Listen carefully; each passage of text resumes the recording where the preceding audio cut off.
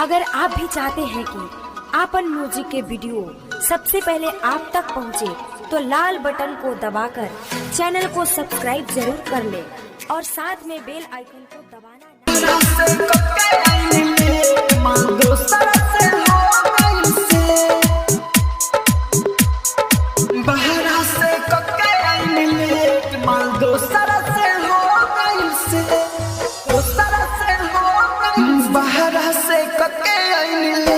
मल दोसरा से हो गइल से बहरा से कके आइनी लेट मल दोसरा से हो गइल से के खाई मोर लाइल चॉकलेट मल दोसरा से हो गइल से। Mix by AG recording studio.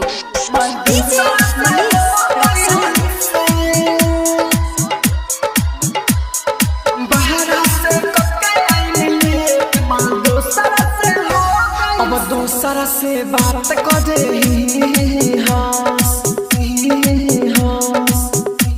देख के मोजा दिलवा होला कसम अब दूसरा से बात कर दे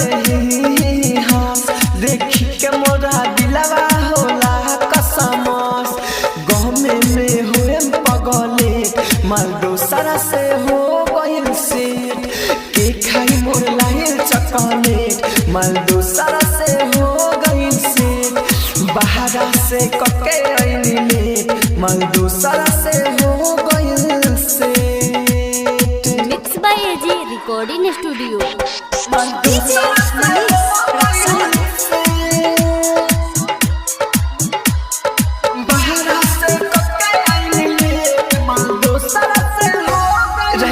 देवेंद्र के कार से होई टका टकी हो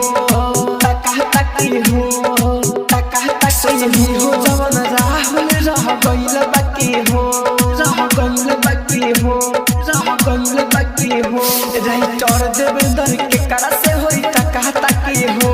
सोनी हो जवन राहुल रह गइल बाकी हो ओम प्रकाश प्यार के कटल घेट मल दूसरा से हो गइल से बहरा से कके आइनी लेट मल दूसरा से हो गइल से के खाई मोर लाइल चॉकलेट मल दूसरा से हो गइल से बहरा से कके आइनी लेट मल दूसरा से हो गइल से के खाई मोर लाइल चॉकलेट मल दूसरा से हो गइल। Mix by AG recording studio.